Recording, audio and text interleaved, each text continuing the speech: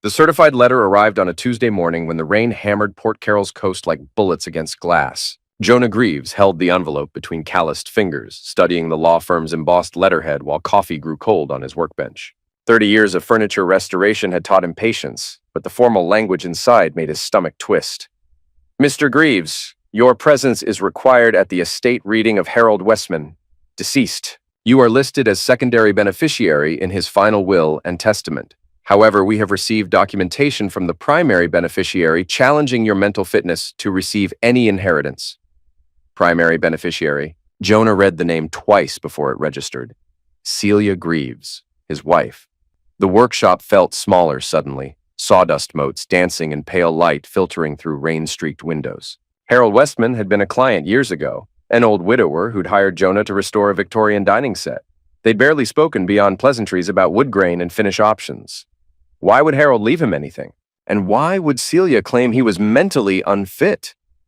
Jonah set the letter down and picked up his phone. Celia's number went straight to voicemail. Her bright professional voice chirped about being busy with coastal events and promising to return calls promptly. She'd been working late frequently, planning some corporate cruise package for her company's biggest clients. The law office of Haynes & Associates occupied a converted Victorian house on Pine Street, its gingerbread trim painted funeral home gray.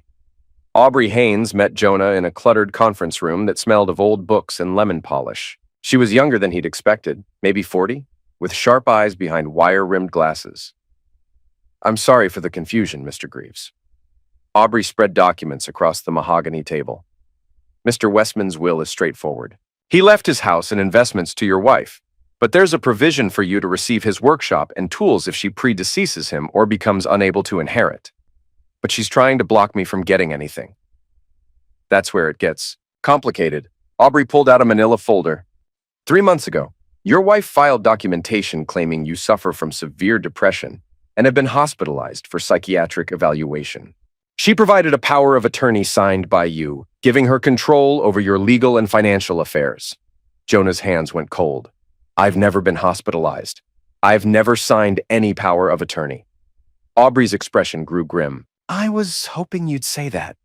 She slid a photocopy across the table. Is this your signature?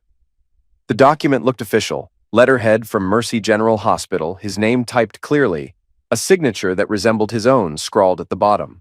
But something was wrong with the J in Jonah, too rounded, too careful. This is forged. I believe you. The question is why your wife would forge psychiatric documents to prevent you from inheriting tools and a small workshop. Jonah studied the papers again. The amounts weren't large, maybe $30,000 in equipment, some antique hand tools, nothing worth destroying a marriage over, unless there was something else. What exactly did Harold leave to Celia? Aubrey hesitated. The house is worth about $400,000, but there's also a safety deposit box and investment accounts. I don't have the exact figures yet. How did he even know Celia? I only met him twice. According to his notes, she contacted him last year about estate planning services. Apparently, she mentioned being married to someone who'd done excellent work on his furniture. The timeline bothered Jonah. He'd restored Harold's dining room set 3 years ago. Why would the old man suddenly decide to leave everything to a woman he'd barely met? That evening, Jonah sat in his truck outside Coastal Events, watching Celia through the office windows. She moved with practiced efficiency, gesturing animatedly while talking on her phone. Her dark hair was pulled back in the sleek bun she favored for work, and she wore the navy blazer he'd bought her for Christmas. She looked like a stranger. When Celia finally emerged, she smiled and waved as if nothing had changed. Hey, honey, sorry I'm late. The Henderson cruise is turning into a nightmare. She slid into the passenger seat, bringing the scent of expensive perfume and something else. A cologne he didn't recognize. How was your day? She asked, checking her reflection in the visor mirror. Interesting. Got a call from a lawyer about Harold Westman's estate? Celia's hand froze on the mirror. Harold who? The old man whose furniture I restored, remember? You said he reminded you of your grandfather. Oh, right. She snapped the visor closed. What about his estate? He died. Left me some tools in his will. That's nice. Her voice was carefully neutral. Probably not worth much. Jonah studied her profile as they drove home. The lawyer said you filed papers claiming I was mentally unstable. Celia turned to face him, her expression shifting to concerned surprise. What? That's ridiculous. Why would I do that? That's what I'm wondering. There must be some mistake. I'll call them tomorrow and clear it up. But she didn't call. For 3 days, Jonah watched Celia maintain her routine. Early morning gym sessions, long days at the office, late evenings on her laptop claiming to work on client proposals. She moved through their house like someone preparing to leave, though she showed no signs of packing. On Friday, Jonah drove to Mercy General and requested copies of his medical records. The clerk, a tired-looking woman with graying hair, searched the computer system twice. "I'm sorry, Mr. Greaves. We have no record of you ever being treated here." "What about psychiatric evaluation or hospitalization?" "Nothing. Are you sure you have the right hospital?" Jonah thanked her and sat in the parking lot, staring at the forged documents. Someone had created an elaborate lie about his mental health. Someone who knew his full name, address, and could forge his signature well enough to fool a casual observer. Someone who lived with him. The next morning, while Celia attended her usual Saturday yoga class, Jonah searched their shared home office. He'd always been careful about respecting her privacy, but the forged documents changed everything. Her desk drawers were locked, but the small file cabinet wasn't. Inside, he found folders labeled with familiar names: their mortgage company, insurance providers, credit card statements. But there were also documents he'd never seen before. A life insurance policy on him for $200,000, taken out 6 months ago, application forms for credit cards in his name that he'd never signed. And at the bottom of the stack, a folder marked HW Estate. The Harold Westman folder contained photocopies of the will, correspondence with Aubrey Haynes, and handwritten notes in Celia's careful script. One page made Jonah's blood run cold. Jay doesn't know about the money market accounts or the coin collection. Total estate value approximately $1.2 million. Need to establish mental incompetence before he can contest. M says the crew's timeline works perfectly. Who was M? Jonah photographed everything with his phone, then carefully returned the files to their original positions. His hands shook as he locked the cabinet. Celia wasn't just trying to steal an inheritance. She was systematically documenting his life like someone preparing for his death. That afternoon, he drove to Radio Shack and bought a small digital recorder. Back home, he spent an hour figuring out how to hide it inside the landline phone's base station. If Celia was planning something, he needed proof. He didn't have to wait long. Sunday evening, while Jonah was in the garage organizing tools, the house phone rang. He heard Celia answer, her voice bright and professional. But within minutes, her tone shifted to something he'd never heard before. Intimate. Conspiratorial. "I know you're worried, but he doesn't suspect anything. He thinks it's just about some old tools." Pause. "Miles, listen to me. The forged papers worked perfectly. Aubrey Haynes bought the whole story about him being unstable. Once the estate is settled, we can file for divorce citing his mental illness. I'll get everything." Jonah's screwdriver slipped, clattering against the concrete floor. Miles, the CFO at Coastal Events. The man Celia had mentioned casually over the past months. How smart he was. How he was revolutionizing their client management system. No, he won't fight it. Jonah's too passive. He'll probably be relieved someone else is making the decisions. Celia laughed, a sound like breaking glass. "Besides, by then you'll have transferred the business accounts like we discussed. He'll have nothing to fight with." Jonah crept closer to the kitchen door, pulse hammering in his ears. The cruise was perfect timing. 3 days together, no interruptions. And getting pregnant was, well, that wasn't planned. But it gives us leverage if he tries to contest the divorce. Pregnant. The word hit Jonah like a physical blow. Celia was pregnant with another man's child while planning to destroy him financially and legally. "I have to go. He's in the garage, but he could come in any minute. I love you too." The phone clicked, and Jonah heard Celia's heels on the kitchen tile. He forced himself to continue organizing tools, fighting the urge to confront her immediately. Knowledge was power, and right now she had no idea he knew anything.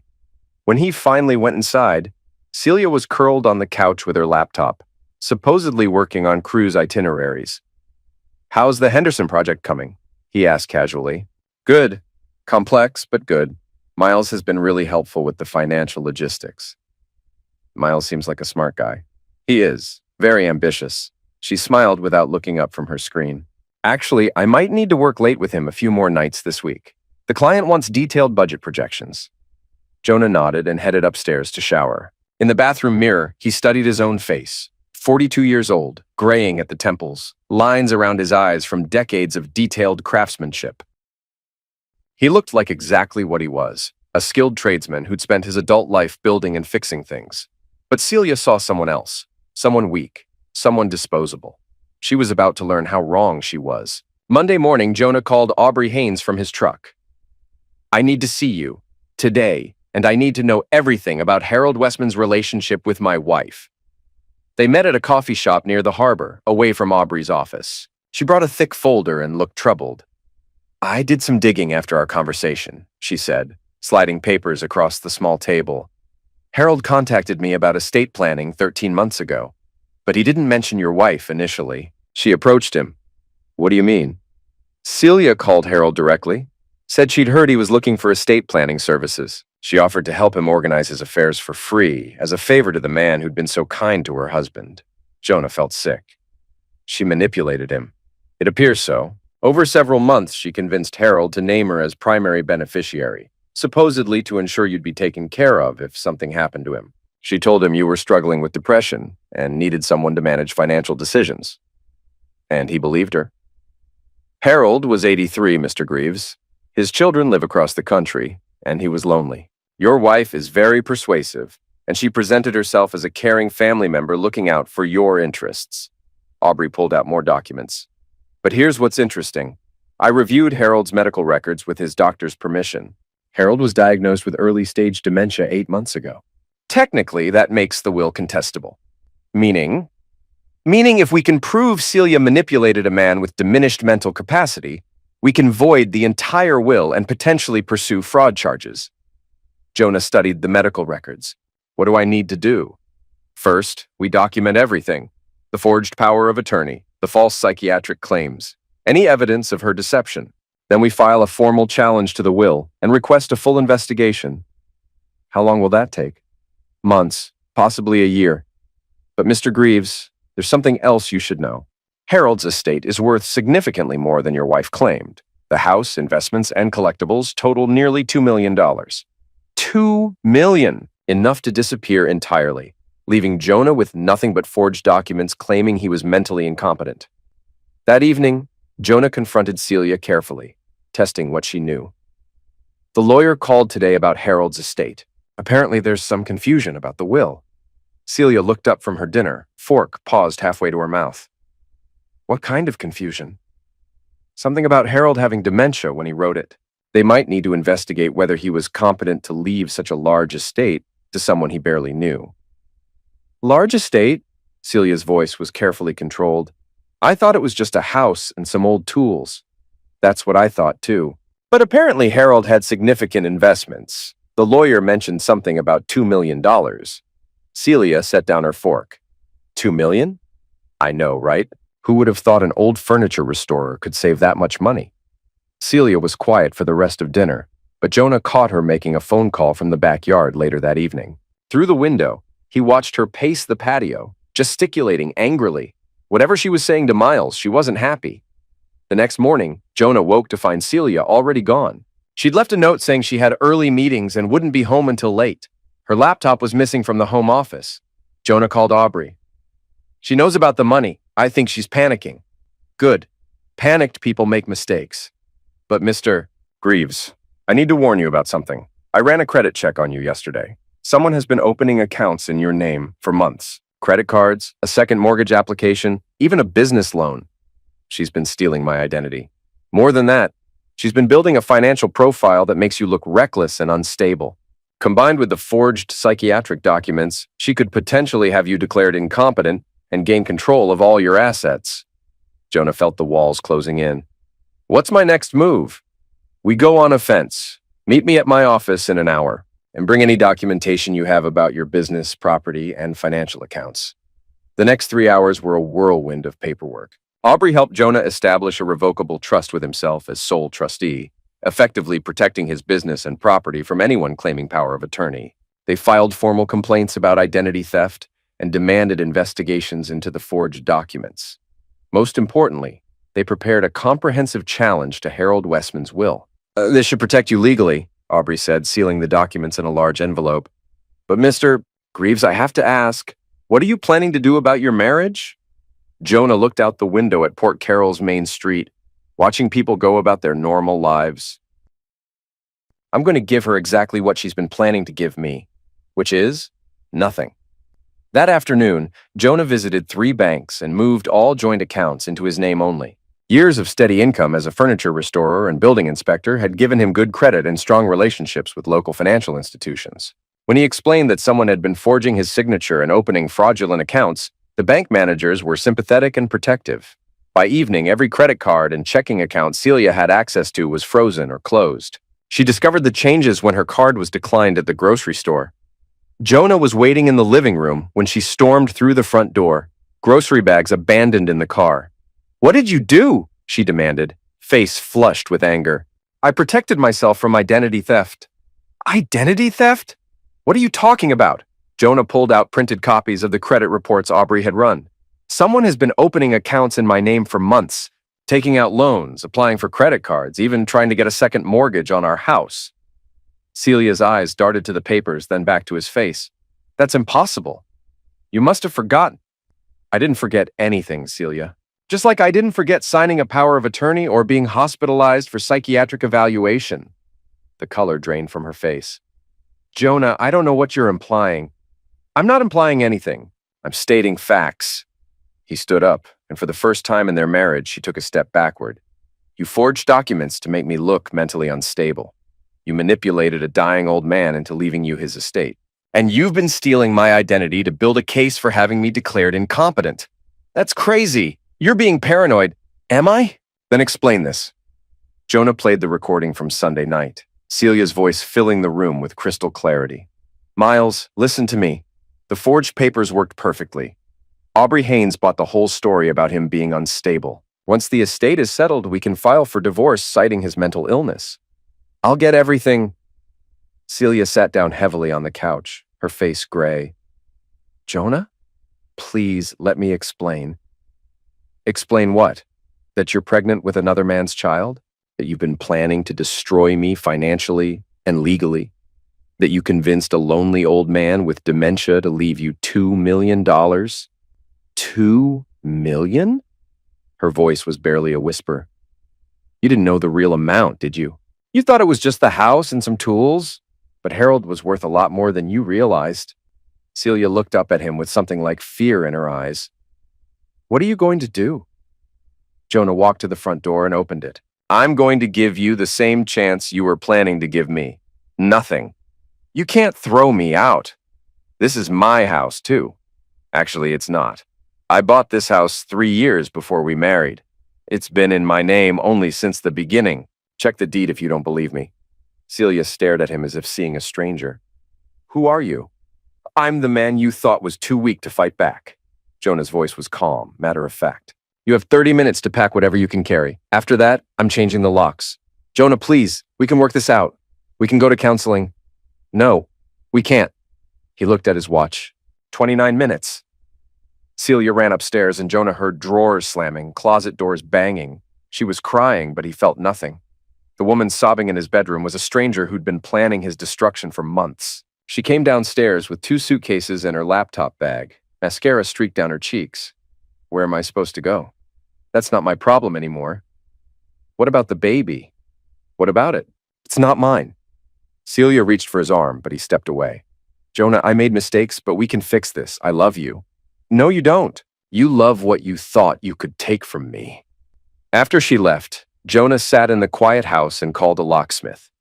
Then he opened a bottle of wine, a good Pinot Noir they'd been saving for their anniversary, and began planning his next moves. The first was a visit to Miles Beaumont. Coastal Events occupied a modern building overlooking the harbor, all glass and steel, designed to impress wealthy clients planning luxury vacations. Jonah had been there twice for company parties, smiling and making small talk while Miles held court, charming everyone with stories about exclusive resorts and private yacht charters. Now, standing in the building's lobby at 7 a.m., Jonah felt like a different person. The past week had stripped away something soft and trusting, leaving behind someone harder. Miles arrived at 7:30, dressed in an expensive suit and carrying a leather briefcase. He looked surprised to see Jonah waiting by the elevators. "Jonah? What brings you here so early?" We need to talk. Miles glanced around the empty lobby. Is everything okay? I look like a man who discovered his wife is cheating with her boss and planning to steal $2 million from a dead man's estate. Miles went very still. I think there's been some misunderstanding. No misunderstanding. I have recordings, Miles. I have documents. I know about the pregnancy, the forged papers, the plan to have me declared mentally incompetent. The elevator arrived with a soft chime. Miles stepped inside, and Jonah followed. Jonah, let's be reasonable about this. Reasonable? Jonah pressed the button for the 5th floor. You've been sleeping with my wife, helping her commit fraud, and planning to steal everything I've worked for. What part of that is reasonable? Look, Celia and it just happened. We never meant for things to go this far, but they did go this far. The question is, what happens next? The elevator opened onto Coastal Events reception area. Miles led Jonah past empty desks toward his corner office, clearly hoping to contain whatever confrontation was coming. Miles closed the office door and turned to face Jonah. What do you want? I want you to understand who you're dealing with. Jonah's voice was conversational, almost friendly. You see a quiet guy who fixes furniture and inspects buildings, someone weak, someone you can push around. But here's what you missed, Miles. I've been running my own business for 15 years. I deal with contractors, suppliers, building codes, and city officials every day. I know how to research, how to document, and how to build a case. Jonah pulled out his phone and scrolled to a video file. For instance, I know you've been using company resources to plan a new life with my wife. Company computer, company phone, even company credit cards for your hotel rooms. Miles's face went pale. You can't prove any of that. Actually, I can. Jonah turned the phone screen toward Miles. The video showed financial records, credit card statements, hotel receipts, phone logs. Celia kept very detailed records. She documented everything in case she needed leverage over you later. That's impossible. I was careful. She was more careful. Celia doesn't trust anyone, Miles. Not you, not me, not anybody. She's been building insurance policies against everyone in her life. Jonah pocketed his phone. The question is whether you want this information to stay private or become part of a public investigation into fraud and embezzlement. Miles sank into his desk chair. What do you want? I want you to disappear. Quit your job, leave town, and never contact Celia again. I can't just quit. I have contracts, obligations. You have bigger problems than employment contracts. The company's board of directors might be very interested to learn that their CFO has been embezzling funds and using corporate resources for personal affairs. It's not embezzlement. I was going to pay everything back with money from Harold Westman's estate. The estate Celia obtained through fraud and manipulation of a man with dementia? Miles stared at Jonah as if seeing him clearly for the first time. You're not the same person. No, I'm not. The old Jonah would have confronted you emotionally, maybe thrown a punch, probably ended up looking like the bad guy. This Jonah understands that the best revenge is public humiliation and financial ruin. Jonah walked to the office window and looked down at the harbor. You have 48 hours to resign and leave Port Carroll. If you're still here on Friday, I start making phone calls to the board of directors, the state fraud investigation unit, and a journalist I know who specializes in corporate corruption stories. Jonah, please. I made mistakes, but destroying my career won't bring back your marriage. My marriage was over the moment you and Celia started planning to steal from me. But you're right. Destroying your career won't bring it back. It'll just make me feel better. Miles tried once more. What about the baby? Don't you care about an innocent child? Jonah turned back from the window. That child isn't innocent. It's evidence of betrayal. And it's not my responsibility. He walked to the office door, then paused. Oh, and Miles, Celia's going to try to convince you to fight this, to stay and help her salvage the estate fraud. Don't listen to her. She's been lying to you, just like she lied to me. Whatever she promised you, she never intended to keep those promises. Jonah left Miles sitting behind his expensive desk, staring at financial documents that suddenly looked like evidence in a criminal case. 2 days later, Coastal Events announced that Miles Beaumont had resigned to pursue other opportunities. Celia called Jonah 14 times that day. He didn't answer. The real confrontation came on Saturday morning. Jonah was in his workshop, sanding a Victorian dresser, when Celia appeared in the doorway. She looked different, hollow-eyed, wearing old jeans and a wrinkled sweater instead of her usual polished outfits. Miles left town, she said without preamble. Jonah continued sanding.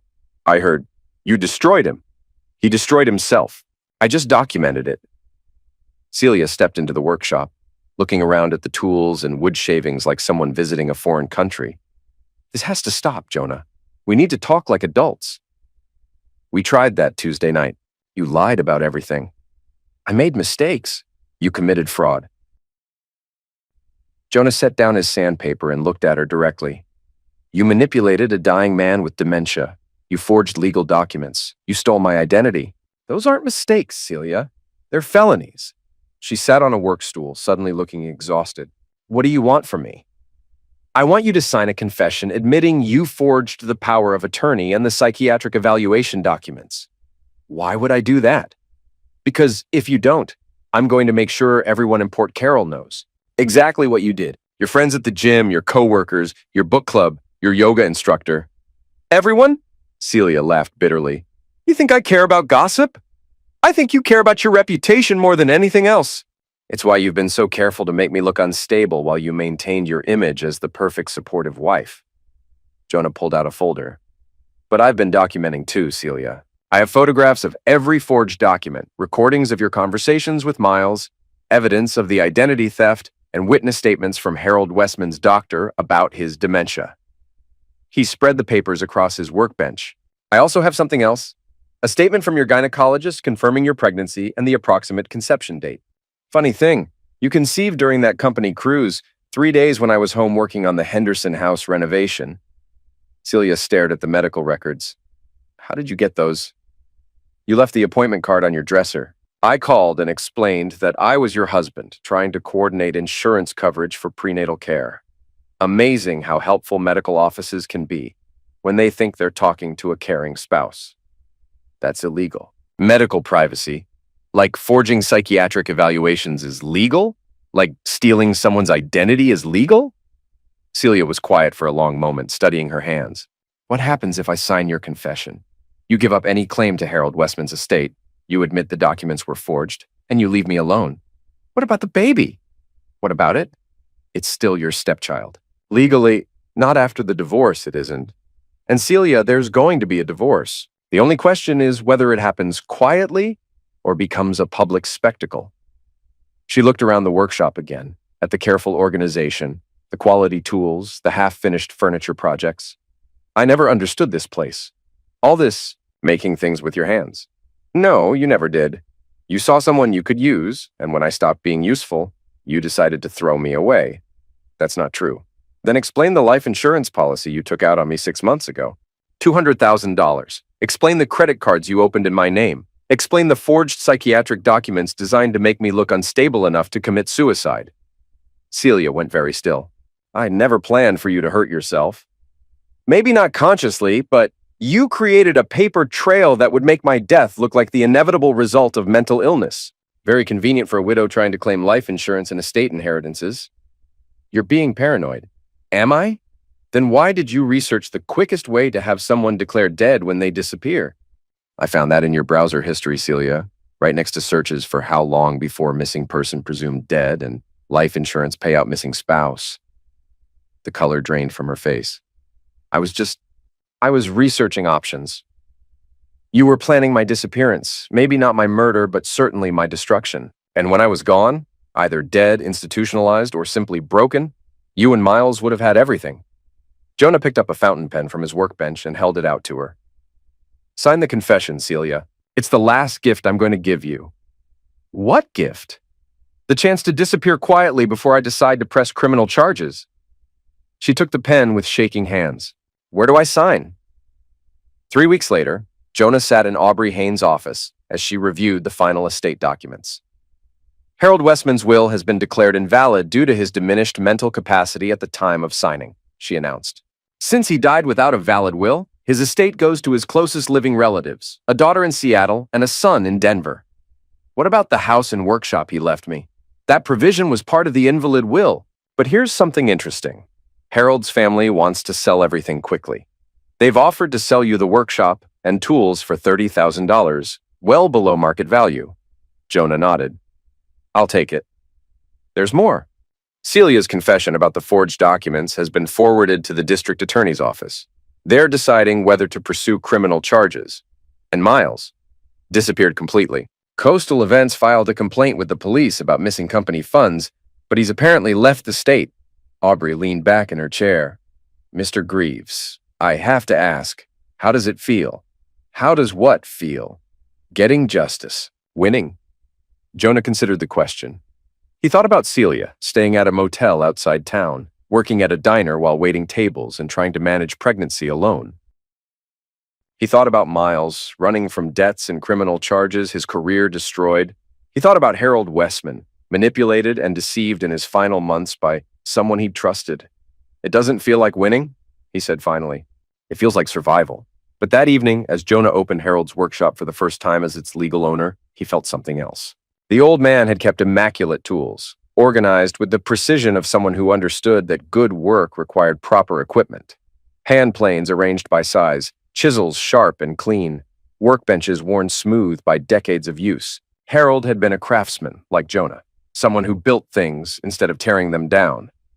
Jonah ran his hand along the main workbench, feeling the smooth depression worn by countless projects. On the wall hung a small sign in Harold's careful handwriting. Measure twice, cut once. Good advice for woodworking, better advice for life. As he locked up the workshop and walked back to his truck, Jonah noticed a familiar car parked across the street. Celia sat behind the wheel, watching him. When their eyes met, she started the engine and drove away without a word. Some things, once broken, couldn't be repaired. No amount of skill or patience could restore them to their original form.